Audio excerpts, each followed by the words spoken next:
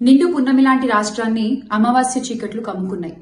ఆడపిల్లలు అర్ధరాత్రి స్వేచ్ఛగా బయటకు తిరిగే ఈ దేశంలో ఒక్క ఆంధ్రప్రదేశ్ మాత్రం ఎటుపోతోంది? రామరాజ్యాన్ని రావణ కాష్టంగా మార్చినటువంటి ఈ కూటమి పాలనలో మతి స్థిమితం లేని అభాగ్యురాలపై అత్యాచారం, లేడీస్ హాస్టల్లో రహస్య కెమెరాలు, పసిపిల్లలు చనిపోతున్నా పట్టించుకొని వైనం, ఓట్ల కోసం గ్యారంటీలతో ప్రజల్ని బురుడి కొట్టించి అధికారంలోకి వచ్చిన ఈ కూటమి పాలనలో పసిబిడ్డలు సైతం జంకుతున్నారు. బాబొస్తే అదొస్తుంది, బాబొస్తే ఇదొస్తుంది, ఉచిత సలహాలు, ఉచిత బస్సులు ఇవేవి మాకు అక్కర్లా. మాకు మా ఆడపిల్లల మాన ప్రాణాలే ముఖ్యం.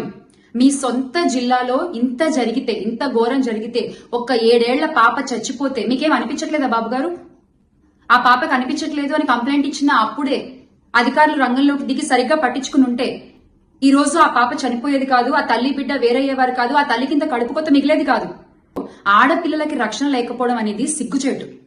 అన్నయ్య అన్నావంటే ఎదురవనా అంటూ ప్రచారాల సమయంలో సినిమా డైలాగులు కొట్టి అధికారంలోకి వచ్చిన ఇప్పటి నాయకులు ఈ అఘాయిత్యంపై, ఈ ఆసిఫియా మరణంపై ఏ కమిటీ వేస్తారో తక్షణమే చెప్పాలి.